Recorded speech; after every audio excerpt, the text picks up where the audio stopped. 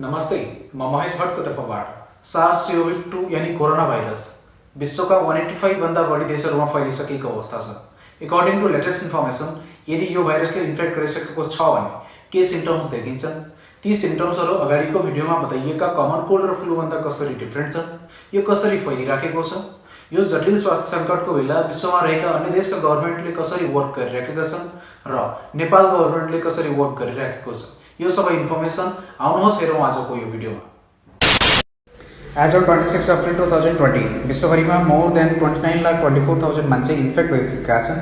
More than 2,03,000 मान्छे मरिसकेका छन् भने मोर देन 8,17,000 मान्छे रिकभर पनि भइसकेका छन् र नेपालमा 49 मान्छे इन्फेक्ट भइसकेका छन्, 12 रिकभर भइसकेका छन् भने मृत्यु भने अहिलेसम्म कसैको भएको छैन। जति छिटो यो भाइरस फैलिराखेको छ, यसको रोकथामको लागि विश्व नै अहिले लकडाउनमा छ। School, shop, restaurant, gym, travel यो सबै चिज बन्द गरिएका छन्।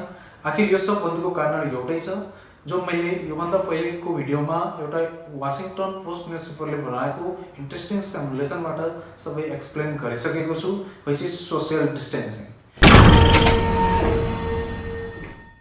चाइनामा जो केस भएका थिए, डक्टर्स र रिसर्चर्सले एनालाइसिस गरेर यो पत्ता लगाएका छन् कि एक्ज्याक्टली के सिम्पटम्स छन् कोभिड-19 का र यो कमन कोल्ड र फ्लू भन्दा कसरी अलग छ।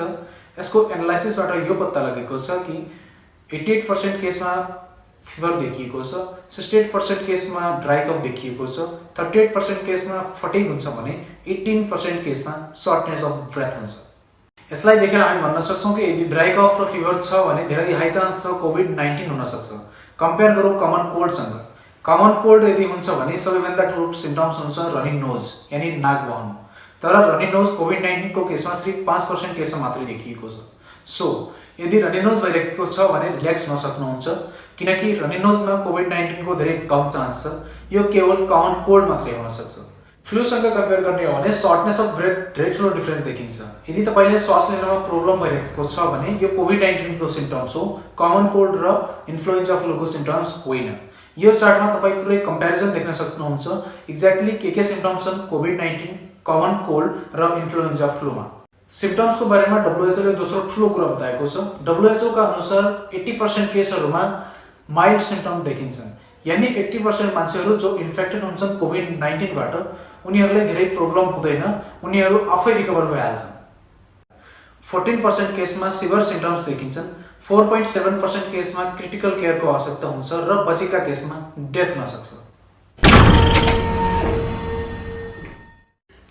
यो भाइरस स्प्रेड हुनुको कारण ह्युमन टु ह्युमन कन्ट्याक्ट नै हो, जो योभन्दा पहिलेको भिडियोमा एक्सप्लेन गरिएको थियो र एउटा अर्को सोर्स पत्ता लागेको छ, which is respiratory droplets. It means infected मान्छेले खोक्दा या हाच्छ्याउ गर्दा निक्लिएका रेस्पिरेटरी ड्रपलेट्स यदि तपाईको मुखमा या नाकमा जान्छन् भने तपाईलाई पनि इन्फेक्ट हुन सक्छ। र इन्फेक्टेड मान्छेले खोक्दा या हाच्छ्याउ गर्दा रेस्पिरेटरी ड्रपलेट्सको माध्यमबाट निक्लिएका भाइरस हावामा मिसिन्छन् भने हावामा अप टु 3 आवर्स सर्भाइभ गर्न सक्छ र यदि त्यो सर्फेसमा खस्छ भने कार्डबोर्डमा अप टु 1 डे सर्भाइभ गर्न सक्छ र स्टिल र प्लास्टिकमा अप टु 3 डे सर्भाइभ गर्न सक्छ। त्यसैले प्लास्टिकमा प्याक भएका सामानहरूको युज गर्दै हुनुहुन्छ या मार्केटबाट लिएर आउँदै हुनुहुन्छ भने त्यसलाई राम्रोसँग धोएर मात्र युजमा ल्याउनु होला।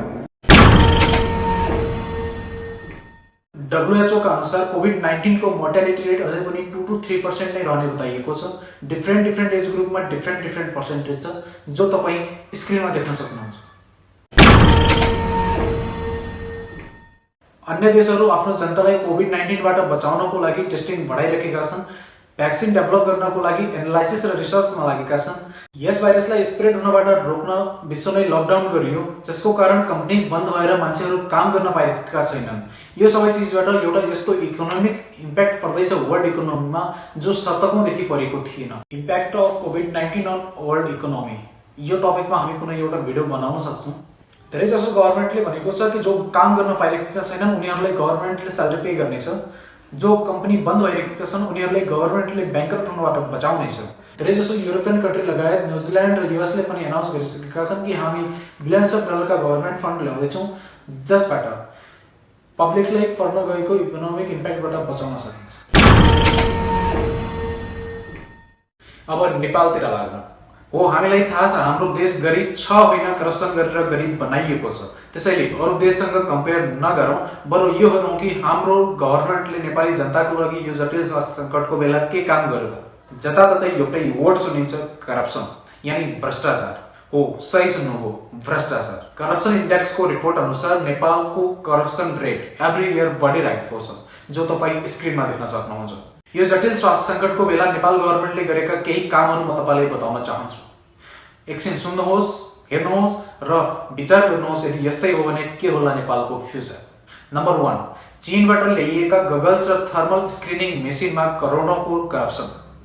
नम्बर 2, यो जटिल स्वास्थ्य सङ्कटको बेला आफू र आफ्नो परिवार नभनी देशका लागि काम गरिराखेका सुरक्षाकर्मीको तलब कटौतीको निर्णय। नम्बर 3, आफ्नो पार्टीको कार्यकर्ता बढाउन सुकुम्बासी आयोगको गठन। नम्बर 4, गरिबहरूलाई खाना दिइराखेका ज्ञानेन्द्र शाहीलाई उक्त काममाथि रोक लगाई पक्राउ। नम्बर 5, जटिल स्वास्थ्य सङ्कटको बेला दल फुटाउने अध्यादेश। देखिहाल्नुभयो कति फरक छ हाम्रो देशको लिडरहरूमा। यिनीहरू लिडर होइनन्, सत्ताका भोगे हुन्। यही सरकारले यो जटिल स्वास्थ्य सङ्कटको बेला हामी हाम्रो नेपालीलाई हेल्प गर्छौँ, बचाउँछौँ, अप्ठ्यारो हुन दिँदैनौँ भनेर कोरोना भाइरस सङ्क्रमण रोकथाम, नियन्त्रण तथा उपचार कोषको स्थापना गर्छ। उक्त कोषमा अरबौँको अमाउन्ट कलेक्सन हुँदा पनि नेपाली गरिब मजदुरहरू जो कामको लागि घर छोडेर देशको अलग अलग ठाउँमा गएका थिए, उनीहरूलाई खाना बनाउनको व्यवस्था गर्न चाहेन यो सरकारले। त्यसैले यो लकडाउनमा उनीहरूले हप्तौँ लामो पैदल यात्रा गरेर घर जानु परेको अवस्था छ। यो अवस्थालाई पनि सरकार हेरेर बसिराखेको छ। विश्वको अलग अलग ठाउँमा रहेका नेपालीहरूको डाटा निकाली उनीहरूको अवस्था बुझी उनीहरूलाई उद्धार गर्नु त परै जाओस्, यदि कसैले हामी उद्धार गर्छौँ भनेर सरकारसँग डाटा माग्यो भने पनि यो सरकारलाई त्यो डाटा रेडी गर्न हप्तौँ लाग्ला र सायद यो काममा नि पाबन्दी लगाउला, जसरी राहत बाँडिराखेका ज्ञानेन्द्र शाहीमाथि लगायो। नेपाल सरकारले रोजगार दिन नसकेपछि आफ्नो परिवार पाल्न भनी छिमेकी राष्ट्र भारत गएका नेपालीहरूलाई विभिन्न अत्यावश्यक कुराको अभाव भएपछि पैदल यात्रा गरी बोर्डरसम्म पुगेका नेपालीहरूलाई उद्धार गर्न नचाहेको अवस्था छ नेपाल गभर्नमेन्टले। नेपाल सरकारले चाहे भने यी सबै समस्याहरू छोटो समयमा सल्भ गर्न सकिन्छ। नेपाल सरकारसँग हजारौंको संख्यामा सरकारी गाडीहरू छन् जसबाट पैदल हिँडिरहेकाहरूलाई घर घरसम्म पुर्याउन सकिन्छ।